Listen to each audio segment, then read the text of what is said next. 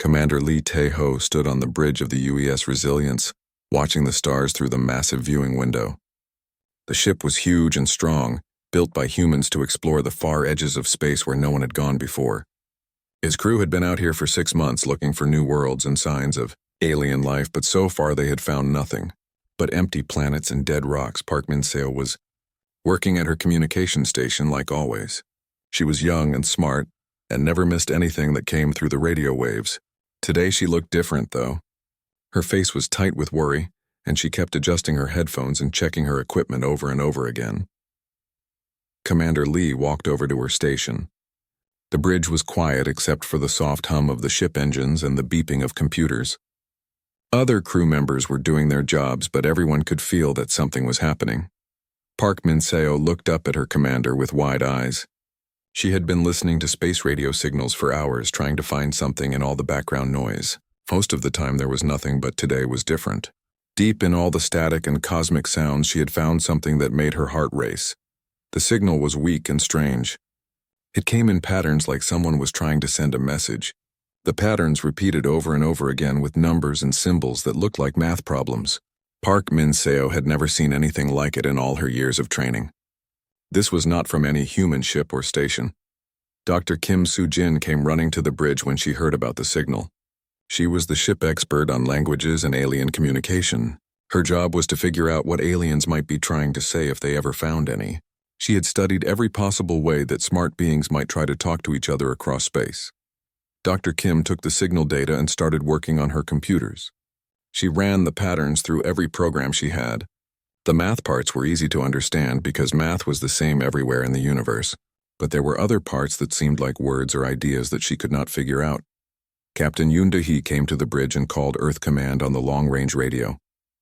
Earth Command was the military headquarters back home where all the important decisions were made. The conversation took a long time because the signal had to travel across many light years to reach Earth and back. While they waited for orders, Dr. Kim kept working on the alien message. She found coordinates hidden in the signal that pointed to a place not far from where they were now.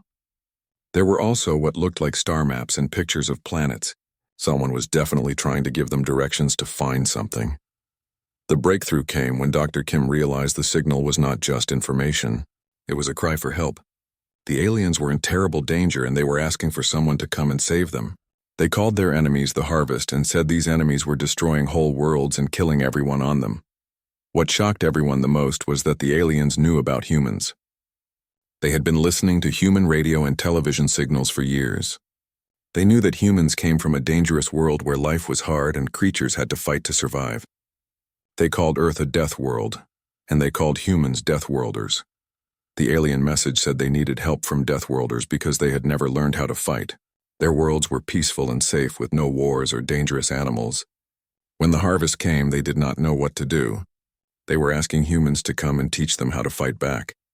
The message ended with something that made everyone on the bridge feel cold inside. The harvest was not just attacking the alien worlds. It was moving through space toward other star systems, including the direction where Earth was located. If no one stopped the harvest, it might find Earth and attack humans too.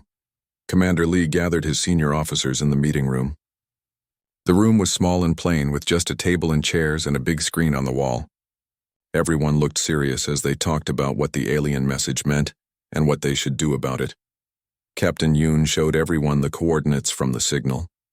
The meeting place was only 3 days away if they used the ship jump drive. But going there meant leaving their mission area without permission from Earth Command. It also meant possibly flying into a trap or a battle they were not prepared for. Some officers thought they should wait for orders from Earth. Others said they should ignore the signal because it might be dangerous. But Commander Lee felt in his heart that they had to help. If aliens were really dying and asking for help from humans, then humans had a duty to at least try to save them. The argument went on for hours until finally, Earth Command sent their answer. Admiral Choi Byung-ho had convinced the military leaders that this was too important to ignore. If there really was something called the harvest destroying whole planets, then Earth needed to know about it and stop it before it became a threat to human worlds. The orders were clear, but scary. The Third Fleet would be sent from Earth with Commander Lee in charge of the whole operation. They would go to meet the aliens and find out what the harvest really was. If the threat was real, they would help the aliens fight back and protect Earth at the same time. Commander Lee felt the weight of responsibility on his shoulders. He was about to lead human ships into the first real alien war. No one knew what they would find when they reached the meeting coordinates. The aliens might be friendly or they might be lying. The harvest might be real or it might be something else entirely. As the Resilients prepared to jump to hyperspace, Commander Lee stood on the bridge one more time looking out at the stars. Soon those stars would be behind them, and they would be in unknown space meeting unknown aliens and facing unknown dangers. The next few days would change everything for humans and maybe for the whole galaxy. The jump drive powered up with a deep humming sound that everyone could feel in their bones. The stars outside began to stretch and bend as space folded around the ship. In a flash of light, the Resilients disappeared from normal space and began the journey that would make humans the most famous Deathworlders in the galaxy. 3 days later, the human fleet dropped out of hyperspace at the coordinates from the alien signal. Commander Lee Taeho stood on the bridge watching the sensor readings as his ships took positions around the meeting point. What they found was not what anyone had expected. Dozens of alien ships floated in space, but they looked broken and sad. The ships were beautiful with flowing curves and bright colors, but they were damaged and leaking air. Some had big holes in their sides, and others were held together with emergency repairs. These were not warships, but refugee vessels carrying the survivors of destroyed worlds. Captain Park Ji-woo led the first contact team across to the largest alien ship. The team wore full spacesuits and carried weapons just in case, but they also brought medical supplies and translation computers. No human had ever met real aliens before, and everyone was nervous about what they might find. The alien ship was amazing inside. The walls were smooth and curved like they had been grown instead of built. Soft lights glowed everywhere in colors that humans had never seen. The air smelled like flowers and spices and made the humans feel calm and peaceful. Everything was designed to be beautiful and comfortable. The aliens who met them were unlike anything from human imagination. They were tall and thin with skin that looked like living crystal. Their faces were gentle and sad with large eyes that seemed to hold all the sorrow in the universe. They had 4 arms that moved like dancers and voices that sounded like music even when they spoke through the translation devices. Ambassador Keth Var was the leader of the alien refugees. Through the translation computer, Keth Var explained that the aliens were called the Vallani, and they came from 12 beautiful worlds that had been homes to billions of their people. Their civilization was ancient and peaceful, focused on art and philosophy and the study of life itself. Keth Var told the humans about the Vallani way of life. Their worlds had perfect weather and no dangerous animals. They had never known war or violence or even serious conflict. When they had disagreements, they solved them through discussion and compromise. The idea of one being hurting another being was almost impossible for them to understand. The Vallani had built a great confederation of worlds connected by trade and friendship. They shared their knowledge freely and helped each other solve problems. They created beautiful art and music that celebrated life and growth and harmony. Their technology was advanced, but they used it only to make life better and more beautiful. Then the harvest came without warning or explanation. The first Vallani world to be attacked sent out distress calls, but no one understood what was happening. The reports were confused and frightening, talking about dark ships that fell from the sky and machines that began eating everything alive. Keth Var showed the humans recordings from the lost worlds, and everyone who watched them felt sick inside. The harvest ships were huge and black and shaped like no ship any human had ever seen. They moved through space like living things, and when they reached a planet, they began to feed. The feeding process was horrible beyond human words. The harvest did not just kill the life on a planet. They consumed it completely, turning every living thing into a gray slime that they stored in massive tanks. Trees and grass and flowers all became slime. Animals and birds and fish all became slime. The Vallani people themselves were turned into slime. Lieutenant Nam Hyun-woo was a tough Marine who had seen combat on Earth, but he had to leave the room while watching the recordings. The images of entire cities being dissolved while people ran screaming was more than even a trained soldier could handle. The harvest was not just an enemy, it was something that turned life itself into food. Dr. Song. Yejin examined some of the Vallani refugees and found that they were suffering from shock so severe that human doctors had no name for it. Their minds simply could not process what had happened to their worlds. Many of them sat staring at nothing, unable to speak or eat or sleep. Their whole species was breaking down because they had no way to understand such complete evil. Kethvar explained why the Villani had called for help from Deathworlders. They had been monitoring human radio and television signals for many years, learning about Earth and human civilization. What they saw frightened them at first because humans seemed so violent and aggressive compared to their peaceful ways. But when the harvest came, the Villani realized that their peaceful nature was a weakness. They had no weapons and no warriors and no understanding of how to fight back. Every Villani ship that tried to resist the harvest was quickly destroyed because the Villani did not know how to be aggressive or ruthless or cruel. The humans were different. Earth was a dangerous world where life was hard and creatures had to fight to survive. Humans had learned to be tough and smart and willing to do whatever it took to protect themselves and their families. The Villani hoped that humans could teach them how to fight, or at least fight for them against the harvest. As Kethvar finished the story, warning alarms began sounding throughout both the alien and human ships. The sensor operators reported movement at the edge of the star system. 3 massive objects were approaching fast, and they matched the descriptions of harvest ships from the Villani recordings. The alien ships immediately began to flee in terror. The Villani crews were so frightened that they could barely operate their own ships. Some vessels crashed into each other in their panic to escape. The beautiful alien ships scattered in all directions like frightened birds running from a predator. But the human ships did not run. Commander Lee gave orders for the fleet to form battle positions facing the approaching harvest vessels. The human crews were afraid too, but they were trained to face their fear and fight anyway. They had weapons and tactics, and most importantly, they had the will to stand and fight. Captain Park Jiwo stayed aboard the alien flagship with Ambassador Kethvar to help coordinate between the human and Villani ships. Through the viewing ports, they could see the harvest vessels getting closer. The ships were enormous and dark, and they moved through space in ways that made no sense to human or alien minds. Dr. Kim Soo-jin worked frantically to establish communication links between all the ships.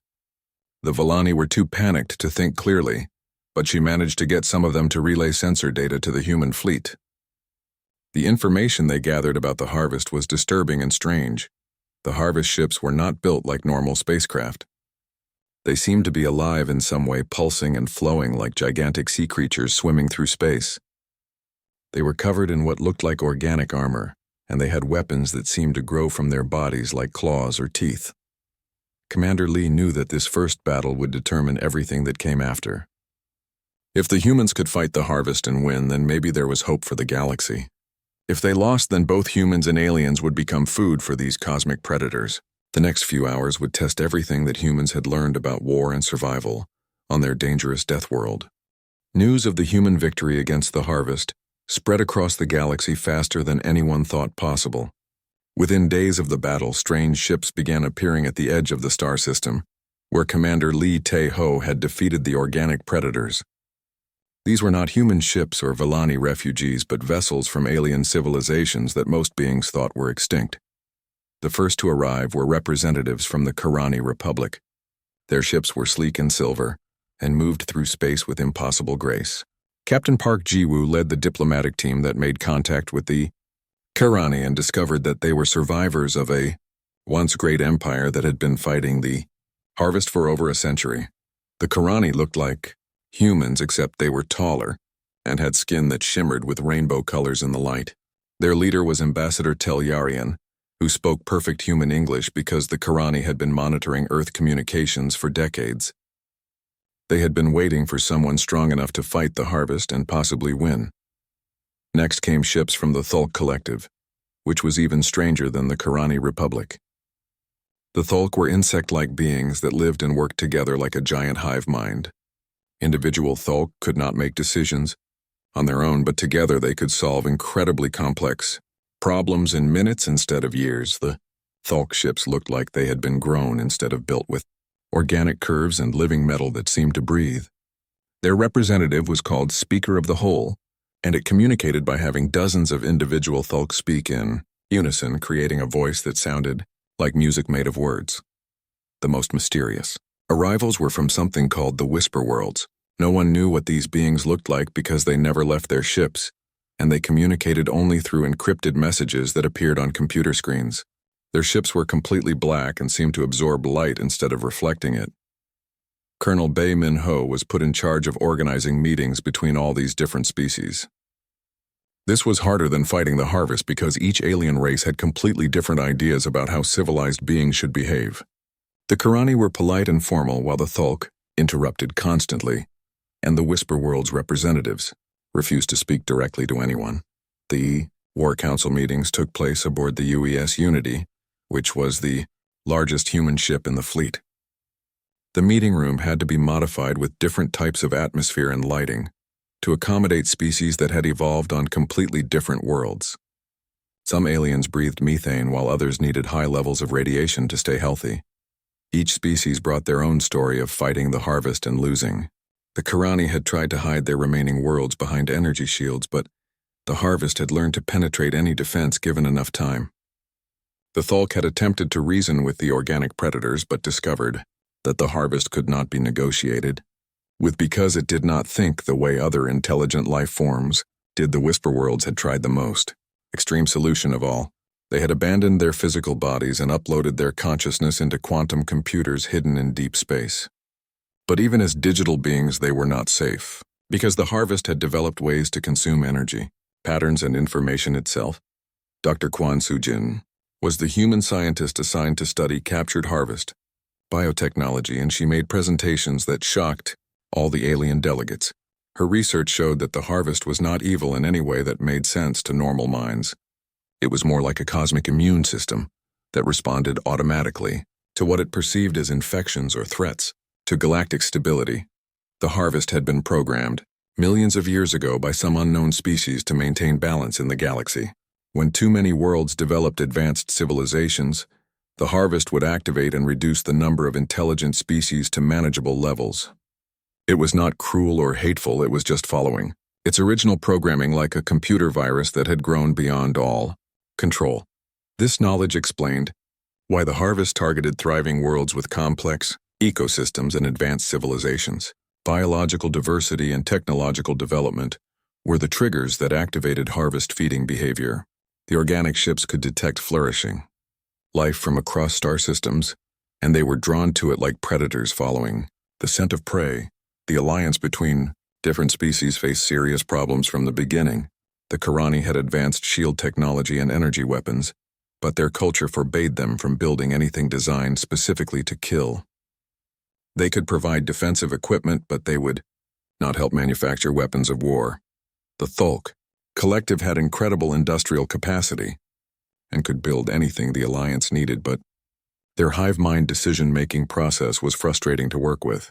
Every choice had to be debated by millions of individual Thulk, and sometimes they would change their minds completely based on factors that other species could not understand. Captain Yang Mirei was assigned to train mixed crews of humans and aliens to work together on warships. This proved almost impossible at first because each species had completely different ideas about military discipline and combat tactics. The Karani moved too slowly and carefully, while the Thulk tried to do everything by committee even in the middle of battles.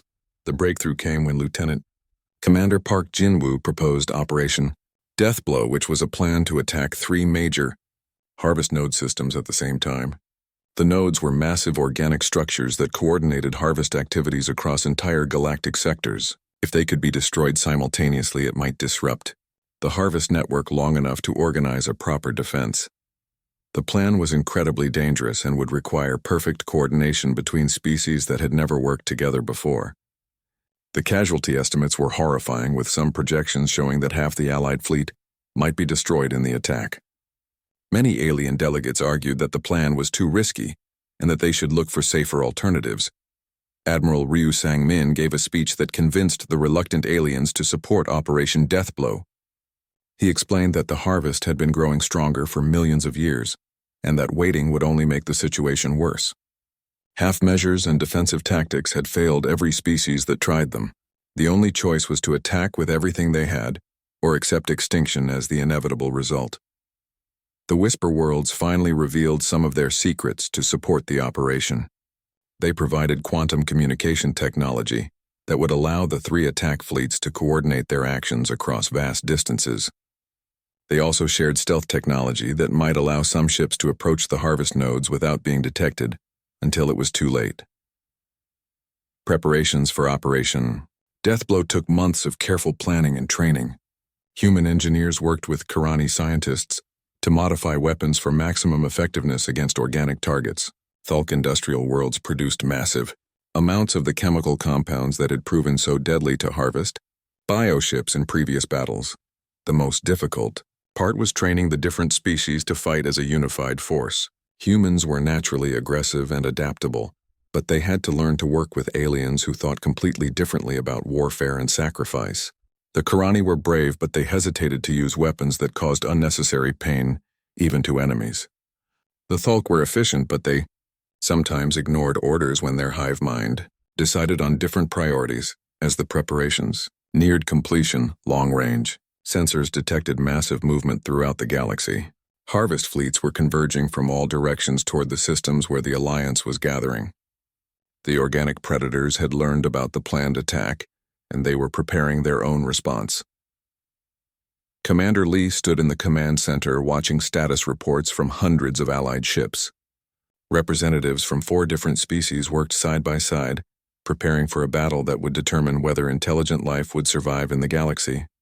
The stakes could not be higher, and everyone knew that there would be no second chances if Operation Deathblow failed.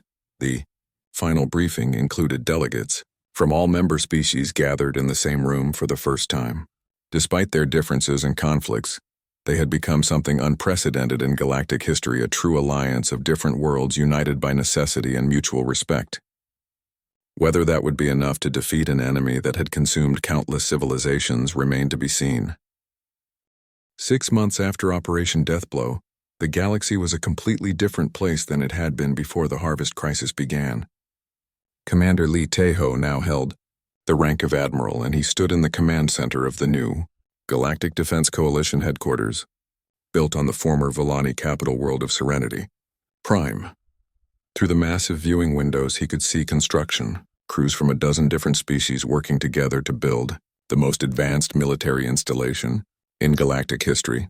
The headquarters was a symbol of how much had changed since humans first answered the Villani distress call.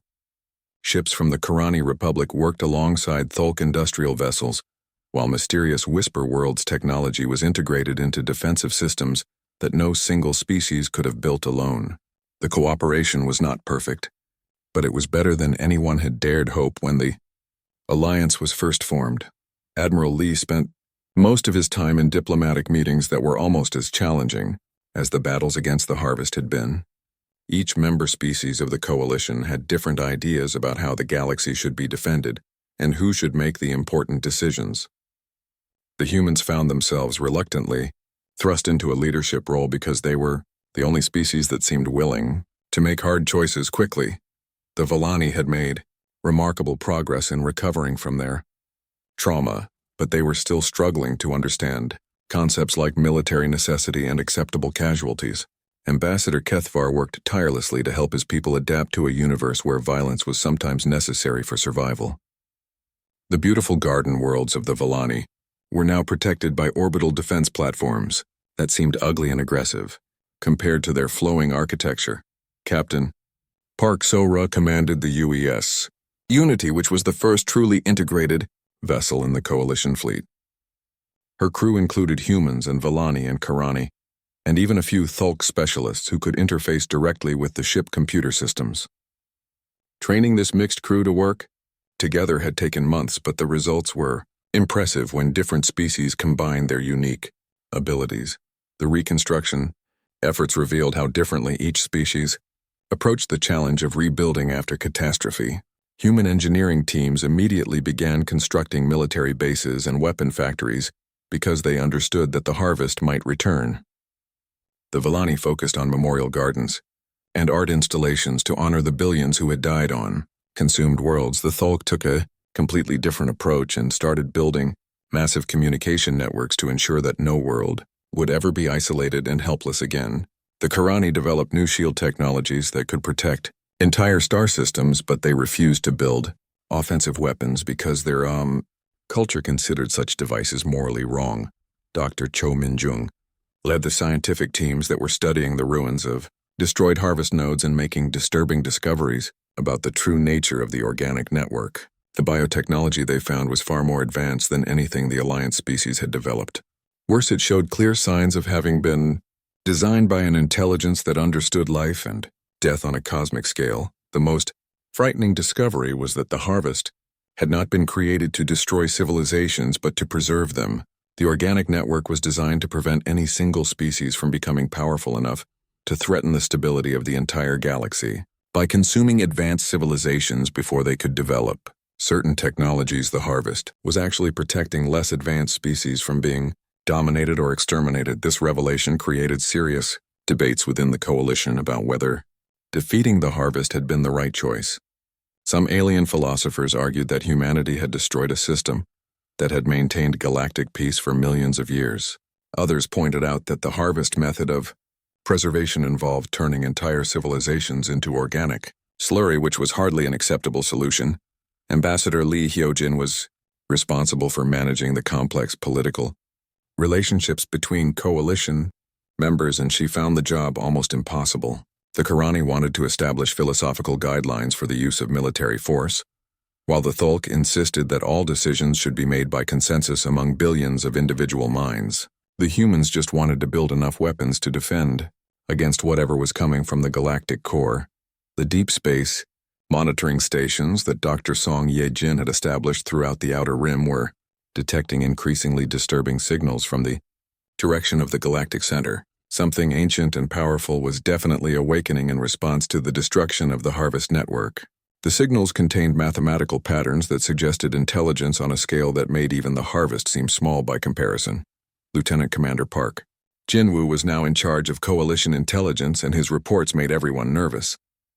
The signals from the galactic core were not random, but seemed to be scanning the outer rim systems looking for something specific. The intensity of the scans increased whenever they detected signs of advanced technology or large populations. The political situation became more complicated when new alien species began making contact with the coalition. Some were refugees from worlds that the harvest had missed, while others were civilizations that had been hiding in distant star systems, waiting for the danger to pass. Each new member brought their own cultural perspectives and military capabilities, but also their own demands and expectations.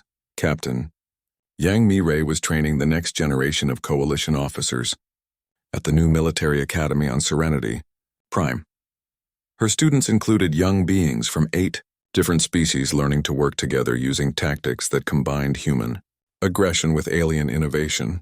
The cultural differences were still challenging, but the new generation seemed more adaptable than their elders. The coalition faced its first major crisis when long-range sensors detected a massive object approaching from the galactic core. The object was artificial and larger than anything in the known databases. It was heading directly toward the coalition headquarters, and it would arrive in less than 3 months. Admiral Ryu Sangmin called an emergency session of the Coalition Council to decide how to respond to this new threat. Some members wanted to evacuate Serenity Prime and hide in distant systems until the danger passed. Others argued that running away would only delay the inevitable confrontation with whatever had created the harvest. The humans proposed a third option that shocked the alien delegates. They wanted to send a small fleet toward the approaching object to make contact and determine its intentions. If the entity was hostile, they could fight it, or at least gather intelligence about its capabilities. If it was peaceful, they might be able to negotiate some kind of agreement. Dr. Kim Soo-jin worked with translation specialists from all member species to prepare communication protocols for contact with an intelligence that might be millions of years old. The mathematical and philosophical concepts they developed were unlike anything that had ever been attempted in galactic history. As the mysterious object continued its approach toward Coalition space, Admiral Lee stood once again on the observation deck watching construction crews prepare new defensive installations. The galaxy had changed beyond recognition since humans first received that desperate alien distress call, but the changes were far from over. Captain An So-young brought the latest intelligence reports showing that the approaching object was decelerating as it entered the outer rim systems. This suggested that whatever was controlling it was planning to stop rather than simply passing through Coalition space. The intentions behind this behavior were impossible to determine, but it meant that contact was inevitable. The crew of the UES Resilience prepared for what might be their most important mission ever. They would be part of the contact fleet that approached the mysterious object from the galactic core. Admiral Lee felt the weight of responsibility for not just human survival but for the future of all intelligent life in the galaxy. As the Coalition fleet prepared to launch toward an uncertain destiny, Admiral Lee reflected on how much had changed since he was just a ship commander exploring empty star systems. Humanity had become the reluctant guardians of galactic civilization, but they were no longer alone in facing cosmic threats. The alliance they had built with other species might be imperfect, but it represented hope for a future where different forms of life could survive and thrive together. The stars outside the viewing window looked the same as they always had, but Admiral Lee knew that appearances could be deceiving. Somewhere in that vast darkness, ancient intelligences were stirring and making decisions that would affect the fate of every living world. The next chapter of galactic history was about to begin, and no one could predict what it would bring. The first battle between humans and the Harvest was like nothing any military academy had ever taught. Commander Lee Tae-ho watched from the bridge as 3 massive organic ships approached his fleet. The Harvest vessels moved through space like enormous living creatures swimming through an invisible ocean. They twisted and flowed in ways that made human eyes hurt to watch. Major Shin Jae-kyung led the first wave of human fighter craft toward the enemy. As her squadron got closer to the Harvest ship, she reported that the vessels were covered in what looked like skin instead of metal armor. The surface rippled and moved as if the ships were breathing, or maybe dreaming about something terrible. When the human fighters opened fire with their laser cannons, something shocking happened. The Harvest ships did not explode or break apart like normal spacecraft would. Instead, they seemed to bleed a dark fluid that floated away in glowing drops. Worse than that, the ships made sounds that came through the radio like screaming animals in pain. The Harvest ships fought back with weapons that were unlike anything humans had ever seen. Instead of missiles or laser beams, they shot out living creatures that looked like flying jellyfish made of metal and flesh. These biofighters moved in swarms, chasing the human pilots through space while making horrible shrieking sounds. Corporal Lim Sang-ho was flying his fighter in a desperate chase when he noticed something important about the enemy biofighters. When he damaged one with his guns, it would fly back to the mothership and somehow heal itself by merging with the ship hull. The Harvest fighters could repair themselves by becoming part of the larger organism. But Lim Sang-ho also noticed that the biofighters learned from each battle. If he used the same attack pattern twice, the enemy would be ready for it the third time. The Harvest seemed to share information instantly between all their units, like they had one big brain controlling everything. This gave the humans their first advantage. While the Harvest learned quickly from repeated tactics, they had trouble dealing with completely random and unpredictable attacks. Human pilots who flew wild, chaotic patterns and changed their fighting style constantly were much harder for the biofighters to counter. Captain Yoon Dae-hai commanded the heavy cruiser Defiance, and she was the first to figure out how to hurt the big Harvest ships. Her weapons officer reported that their main guns were having little effect on the organic armor, but the targeting sensors showed something interesting inside the enemy vessels. Deep within each Harvest ship were clusters of what looked like nerve tissue or maybe brain matter. These clusters glowed brightly on the sensor screens, and they pulsed in rhythm like a heartbeat. Captain Yoon ordered her gunners to focus all their fire on these nerve clusters, instead of trying to damage the outer hull. The result was immediate and dramatic. When the human weapons hit the nerve clusters, the entire Harvest ship convulsed like a wounded animal. Its movements became uncontrolled, and its biofighters stopped working together. The ship was not destroyed, but it was badly hurt and confused. Chief Engineer Oh Young-min came up with the idea that turned the tide of the battle. He had been studying the composition of the dark fluid that leaked from damaged Harvest ships. The fluid was organic like blood or tree sap, and it seemed to be how the ships fed themselves and stayed alive. Oh Young-min suggested loading their torpedo tubes with industrial chemicals instead of explosives. The mining charges they carried contained powerful acids and synthetic compounds that were designed to break down rock and metal. These chemicals had never existed in nature, and no living thing had ever developed defenses against them. When the chemical torpedoes hit the Harvest ships, the effect was devastating. The organic hulls began to dissolve and rot like fruit left in acid rain. The biofighters that tried to return to their Motherships were poisoned by the chemicals and died before they could merge back with the main organism. The harvest. Ships had never encountered anything like industrial poison before. They had evolved to consume and process natural organic matter, but synthetic chemicals were completely alien to them. Their immune systems and healing abilities were useless against substances that did not exist in their natural environment. Ambassador Kethvar watched the battle from the bridge of the Villani flagship and could barely believe what was happening. The humans were not just fighting the harvest, they were winning. The peaceful Villani had never seen anything like human tactical thinking and aggressive problem-solving. But Kethvar was also disturbed by the brutal efficiency of human warfare. When a harvest ship was wounded and trying to retreat, the humans did not show mercy. They pressed their attack until the organic vessel was completely destroyed, dissolving into floating chunks of poisoned flesh that glowed with chemical fire. The dying harvest ships filled the radio channels with sounds that chilled everyone who heard them. The organic vessels screamed as they dissolved, crying out in frequencies that seemed to express pain and confusion, and something like fear. Even the battle-hardened human crews found the death sounds disturbing. Captain An So-young tried to explain to the horrified Villani representatives that war was always terrible, but sometimes necessary. The humans did not enjoy causing pain, but they understood that the harvest would show no mercy to anyone it captured. The choice was to fight with everything they had or become food for cosmic predators. As the last harvest ship dissolved into chemical soup, the human fleet regrouped to assess the damage. They had lost several fighters and one corvette, but considering they were facing a completely unknown enemy, the casualties were remarkably light. More importantly, they had proven that the harvest could be defeated. The victory came with a terrible cost in knowledge. Scanning the remains of the destroyed harvest ships revealed that they had been carrying the processed remains of entire worlds in their storage tanks. Billions of intelligent beings had been reduced to gray organic slurry to feed these cosmic parasites. Dr. Song Ye-jin examined samples of the slurry and confirmed the worst fears. The fluid contained genetic material from dozens of different species, including many that matched Villani. DNA. These tanks held all that remained of the beautiful worlds that Kethvar had described in such loving detail. Even worse, the quantum communication arrays found in the wreckage showed that these three ships were just a tiny part of something much larger. The harvest was not a small raiding force, but a galactic phenomenon that had been consuming worlds for millions of years.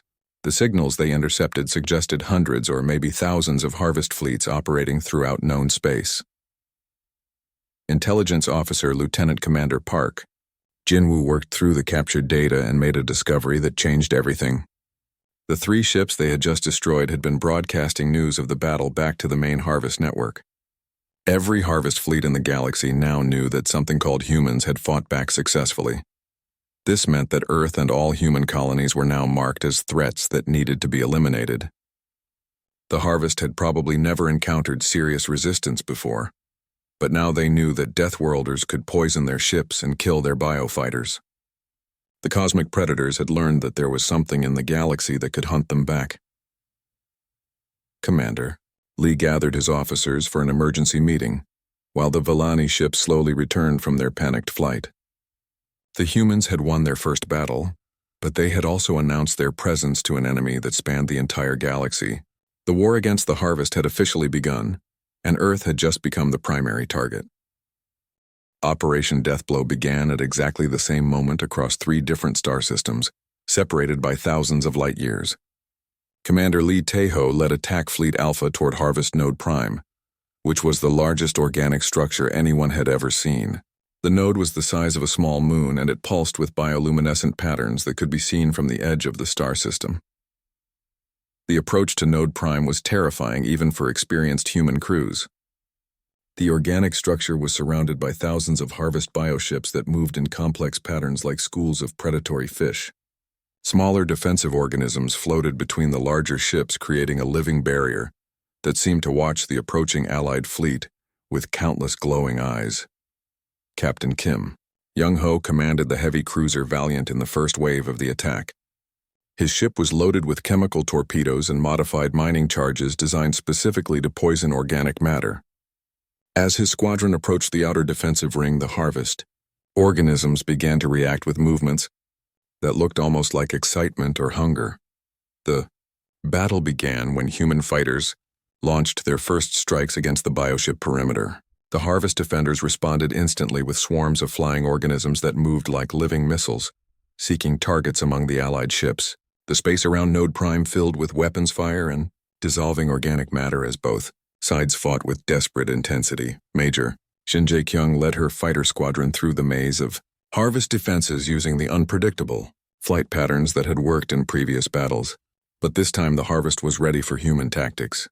The biofighters had evolved new abilities, including the power to predict and counter random movements by analyzing pilot stress patterns and ship engine vibrations. The cost of the battle became apparent within the first hour. Entire squadrons of Allied fighters were consumed by Harvest organism swarms that dissolved metal and flesh with equal efficiency. The UES Prometheus was completely covered by bioorganisms that ate through the hull plating and turned the crew into organic slurry that was absorbed into the larger Harvest network. But the Alliance pressed forward because they knew there would be no second chance. Karani shield ships protected damaged vessels while Thulk industrial cruisers manufactured ammunition and replacement parts in the middle of the battle. The coordination between different species was imperfect, but it was better than anyone had dared hope. Captain Yang Mirei commanded a mixed cruise ship called the UES Harmony, and she discovered something crucial about Harvest defensive patterns. The organic ships were protecting specific areas of Node Prime more heavily than others. These heavily defended zones must contain something vital to the node operation, and possibly to the entire Harvest network.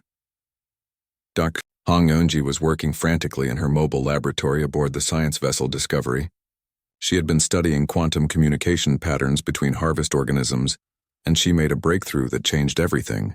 The Harvest used quantum entanglement to coordinate their activities across galactic distances, but this network could be disrupted by introducing random quantum static. The silence field generators that Dr. Hong designed were based on modified human quantum computers that could create areas of quantum interference. When these generators were activated near Harvest organisms, the bioships lost their ability to communicate and coordinate with each other. Individual Harvest units became confused and unorganized without the guidance of the network mind. The tide of battle began to turn when the first silence field generators came online.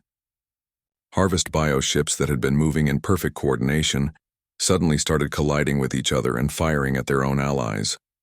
The organic network that had made the Harvest so efficient became a weakness when it was disrupted by quantum noise.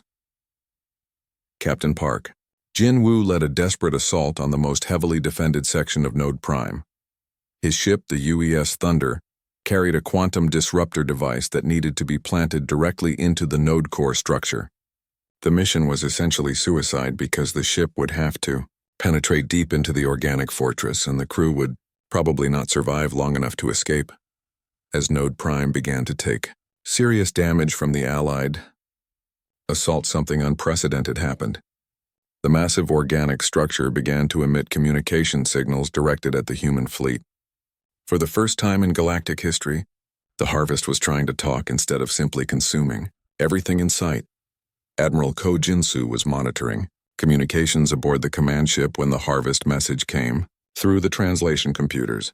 The organic intelligence behind Node Prime was confused and possibly frightened by creatures that fought back effectively. It had never encountered resistance that actually threatened its existence. The conversation between Admiral Ko and the Harvest consciousness was brief and terrifying. The organic mind revealed that it had been fulfilling its programmed purpose for millions of years, without ever questioning whether that purpose was still necessary or correct. It consumed advanced civilizations because that was what it had been created to do. But the successful human attacks had forced the Harvest mind to consider new possibilities. For the first time, it was experiencing something like pain and fear and uncertainty. The concept that its victims might have value beyond their organic components was completely alien, but the evidence was undeniable. The Harvest offered to negotiate a ceasefire. It would stop expanding into new star systems in exchange for being allowed to retreat to the galactic core, where it could exist without threatening populated worlds. Many of the alien commanders wanted to accept this offer because the battle was costing thousands of lives with every passing minute, but the human commanders argued that any agreement with the Harvest would be temporary at best. The organic intelligence was still following ancient programming, and there was no guarantee it would not resume its expansion when it felt strong enough. The only permanent solution was to destroy the network completely. Major Han Subin volunteered to lead the final assault on Node Prime Core. Her team would carry quantum disruptors directly into the heart of the organic structure and detonate them, regardless of whether they could escape afterward. It was a suicide mission, but it was the only way to ensure that this particular node would never coordinate harvest activities again. The assault team fought their way through layers of organic defenses that tried everything from acid sprays to psychic attacks designed to drive sapient minds insane. The interior of Node Prime was like a nightmare vision of living architecture with walls that breathed and corridors that tried to digest anything that entered. Then Major Han and her team reached the core chamber just as their air supplies were running low. The core was a massive brain-like structure that pulsed with electrical activity and seemed to be aware of their presence. Quantum disruptors were placed at key neural junctions while harvest antibody organisms tried desperately to stop the human intruders. The detonation of the quantum disruptors created a chain reaction that spread throughout Node Prime like a virus attacking a computer network. The organic structure began to convulse and scream across all radio frequencies as its neural pathways were destroyed by quantum interference. The sound was so horrible that many crew members had to turn off their communication systems to preserve their sanity. As Node Prime died, its death throes created gravitational waves that could be felt across the entire star system. The massive organic structure collapsed in on itself while releasing clouds of bioluminescent spores that glowed like dying stars. The destruction was beautiful and terrible at the same time, like watching the death of a living world. The other two attack fleets reported similar success in their assault on their assigned nodes. Admiral Chen Wei-ming at Node Beta and Commander Singh Rajkumar at Node Gamma both managed to destroy their targets, but the cost was enormous. Over 60% of the Allied fleet was destroyed or heavily damaged in the coordinated assault. Captain Kim Young-ho and the crew of the Valiant were among the casualties. Their ship was consumed by a dying harvest bioorganism that wrapped around the hull like a giant squid and dissolved the metal plating with acidic secretions. The crew fought to the end, but there was no escape from an enemy that could digest steel and flesh with equal efficiency. The sacrifice of Major Han Subin and her assault team was not in vain. Intelligence reports from across the galaxy showed that harvest activities had stopped completely in hundreds of star systems. Bioships that had been advancing on populated worlds suddenly went dormant and began drifting aimlessly through space without coordination or purpose. But the victory came with a terrible revelation. Deep space monitoring stations detected new signals coming from the galactic core, where the original harvest programming was believed to originate. The destruction of the 3 coordination nodes had apparently awakened something that had been dormant for millions of years. Dr. Song Yejin analyzed the new signals and discovered that they contained instructions for rebuilding the destroyed network. Whatever had created the harvest originally was still active, somewhere in the galactic core, and it was not pleased that its cosmic immune system had been damaged by upstart Deathworlders.